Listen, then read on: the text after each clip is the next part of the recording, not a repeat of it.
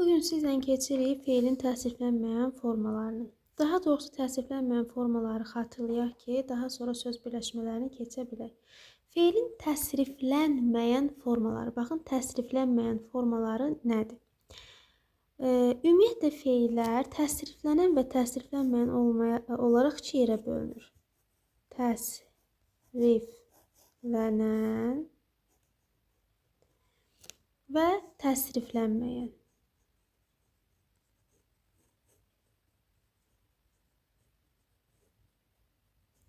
Deməli, feillər təsriflənən və təsriflənməyən olmaqla iki yerə bölünür. Təsriflənən feil nədir? Təsriflənməyən feil nədir? Deməli, uşaqlar, əgər feil təsriflənirsə də, deməli, həmin feil şəxsə görə dəyişir. Həmin feil kəmiyyətə görə dəyişir.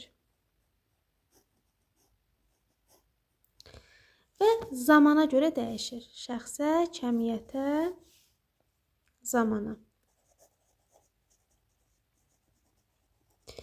Yəni, əgər bir feildə zaman şəkilçisi görsəniz, şuhudi keçmiş zaman, indiki zaman, gələcək zaman. Təbii ki, indi zamanlarda digər videoda qeyd eləmişik. Əgər feilin təsriflənməyən formaları deyəndə, əgər siz təsriflənən feilləri, baxın, təsriflənən feilləri tapın deyəndə, baxmalısınız ki, həmin feildə zaman şəkilçisi varmı? Ola bilsin zaman yoxdur, amma şəxs sonluqları var. Məsələn, gəlim və yaxud da gəlirlər, kəmiyyət şəkilçisi ola bilər. Yəni, kəmiyyət deyəndə burada lar-lər nəzərdə tutulur. Zaman deyəndə keçmiş, indiki, gələcək. Şəxs deyəndə şəxs sonluqları. Necə ki, isimlərdə var, elə də feillərdə olur. Oldu. Bəs təsriflənməyən nədir? Təsriflənməyən də odur ki, uşaqlar, həmin feillər şəxs sonluğu, yəni şəxsə görə dəyişmir. Şəxsə görə, kəmiyyətə görə və zamana görə. Bunlar yoxdursa da, baxın, şəxs şəkilçisi qəbul edə bilmirsə, kəmiyyət qəbul edə bilmirsə, zaman şəkilçisini qəbul edə bilmirsə də, deməli, biz bu feillərə nə deyəcəyik? Təsriflənməyən feillər. Oldu, təsriflənməyən bu deməkdir.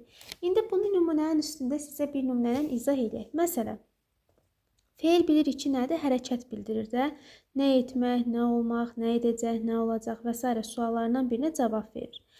Məsələn, yaz feilini götürək, uşaqlar. Yaz feil deyirik. Yaz fəsil mənasında olanda isim olur, amma baxın, burada maq yazırıq ki, bilək ki, feildir yazmaq. Və yaxud da oxu. Bu feilləri indi dəyişək. Baxın, əgər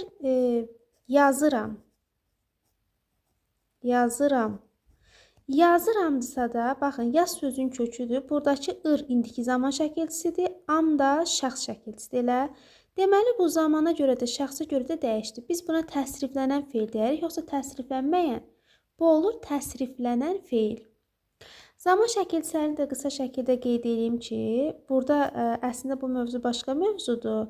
Burada qısa şəkildə deyək. Zaman şəkilçilərimiz, zamanlarımız neçə yerə ayrılır?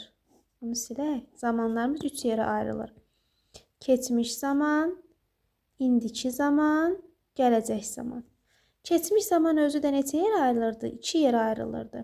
Nəqli keçmiş zaman və şuhudi keçmiş zaman. Şuhudi. İndiki zaman elə bir dənədir. Gələcək zaman da 2 yerə ayrılır. Qəti gələcək zaman, qəti. Bir də qeyri-qəti. Baxın, bunları xatırlayaq. Şəkilçiləri hansıdır? Şuhudi keçmiş zamanın şəkilçisi d, di, du, dü şəkilçisidir. Bunu bu şuhudi sözünün sonundakı d ilə yadda saxlaya bilərsiniz. Nəqli keçmiş zamanın şəkilçisi mış, miş, muş, müş, bir də ıb, ib, ub, übdür. İndiki zamanın bircə dənə şəkilçisi var. Ir, ir, ur, ür. Yəni 4 variantı da amma bir şəkilçidir. Qəti gələcək zamanın qəti. Acaq, əcəkdir. Acaq, əcək. Qeyri-qəti gələcək zamanın şəkilçisi isə ar, ərdir. Bunu belə xatırladıq. Deməli, hansı sözdə bu şəkilçilər zaman bildirirsə, yəni zaman şəkilçiləri varsa da, biz onları götürəcəyik təsriflənən forma. Və yaxud da uşaqlar, sizin qabağınıza heç zaman şəkilçisi olmaz, belə yazar. Gəlim. Bu da əmr şəklindədir. Mən gəlim. Görürsünüz, belə zaman şəkilçimiz yoxdur elə. Halbuki bu da təsriflənən feildir. Niyə? Çünki şəxs sonluğu qəbul edir. Mən gəlim, sən gəl, o gəlsin, biz gələk, siz gəlin, onlar gəlsinlər və s. Yenə deyirəm, bunlar başqa mövzulardır. Biz bugün öyrənəcəyik əsasən feilin təsriflənməyən formalarını. Bildik ki, təsriflənən forma odur ki, orada zaman şəkilçisi varsa təsriflənir, orada larlər, kəmiyyət şəkilçisi varsa təsriflənir və şəxs sonluğu varsa təsriflənir və bunların heç biri yoxdursa da təsriflənməyəndir. Bəs təsriflənməyənləri necə tapırıq? Təsriflənməyənlər özləri 3 yerə ayrılır. Onlar hansılardır? Məstər, feili sifət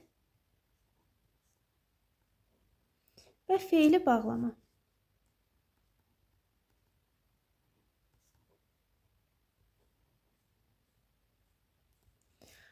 Məstər, feili sifət, feili bağlama. Bunlara deyirik feilin təsriflənməyən formaları. Bunları yadda saxlamaq üçün şəkilçiləri bilməliyik. Şəkilçiləri bildiksə artıq məstər, feili sifət, feili bağlama, yəni təsriflənən formaları da biləcəyik. Deməli uşaqlar, nə məstər haqqında geniş məlumat vermirəm, nə feili sifət, nə feili bağlama haqqında. Yenə də deyirəm, mən bunları sizə keçirəm söz birləşmələrinə görə. Sanki elə bil təkrar edirik.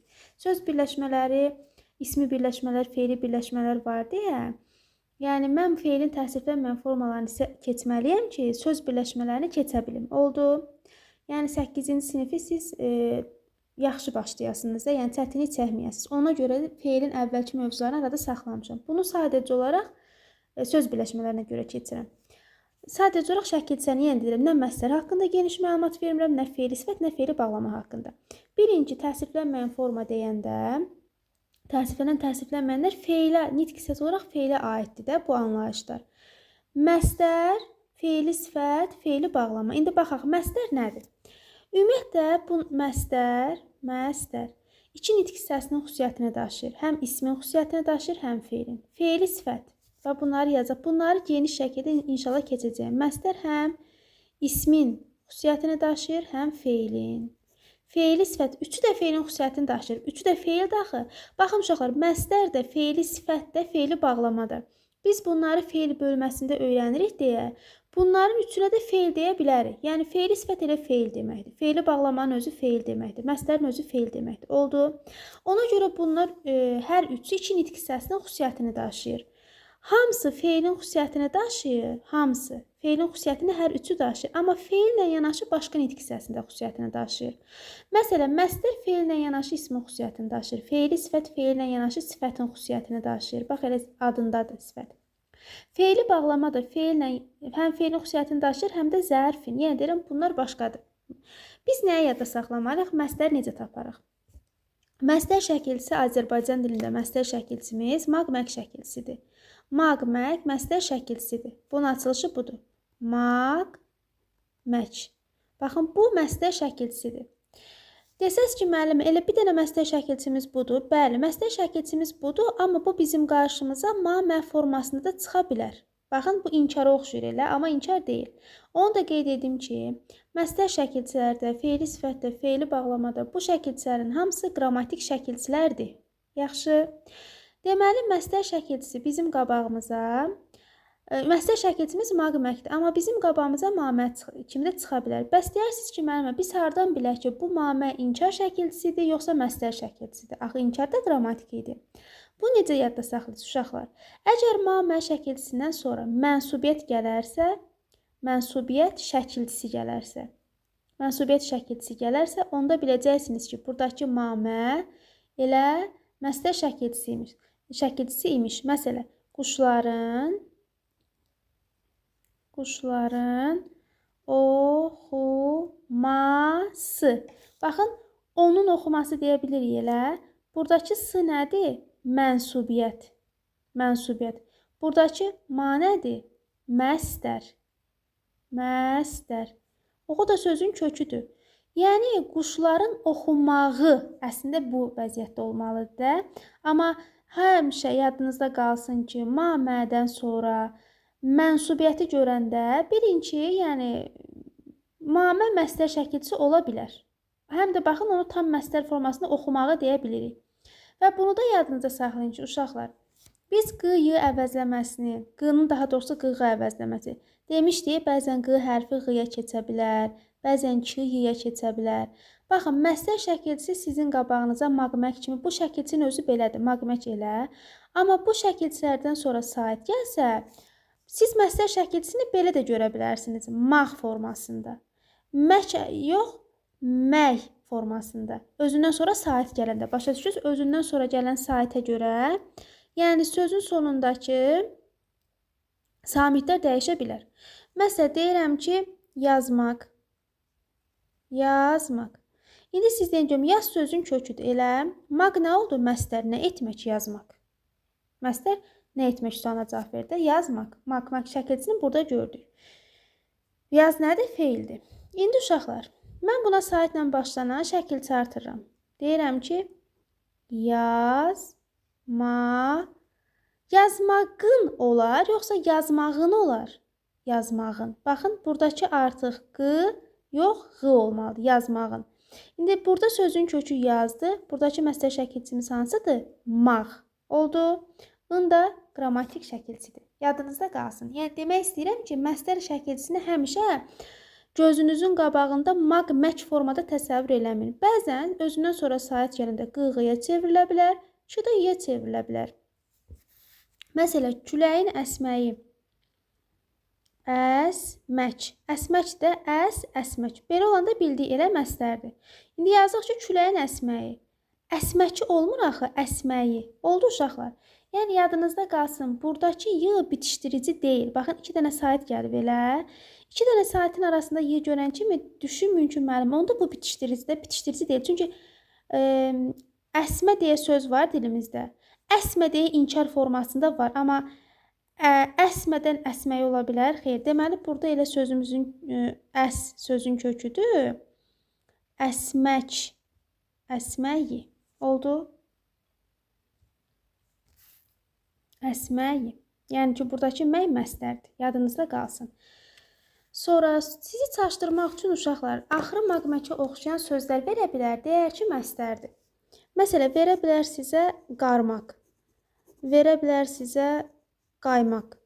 Baxın, desək ki, burada maq məstər şəkilçisidir, düzdür, səhvdir, səhvdir. Niyə? Çünki qardan qarmaq olar. Yəni, yağan qarla qarmağı nəyisə bir-birinə keçirik, qarmaq. Əlaqəsi var, xeyr. Elə deməli, qarmaq sözü sadə sözdür. Qaymaq. Qaydan qaymaq əmələ gələ bilər, xeyr. Qaymaq özü sadə sözdür. Oldu, axıra maqmək görəndə həmişə onu məstər götürməyin. Belə yerlərdə də diqqət edin. Yəni, deməli, feilin təsriflənməyən formalarından burada məstərin şəkilçisini öyrəndik ki, məstərin şəkilçisi maqmək şəkilçisidir.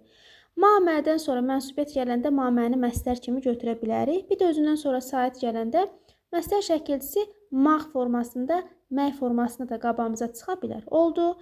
Yəni ki, uşaqlar, məstər bu şəkilçini biz feillərdə görürük də, feili artırılır. Oldu. Yəni, bunlar oldu nə? Məstər. İndi feili sifətin, yəni biz bu dərsdə yenə də deyirəm, məstəri geniş şəkildə keçmirəm. Çünki yenə də deyirəm, söz birləşməsinə görə. İndi keçəyim feili sifətin şəkilçilərinə.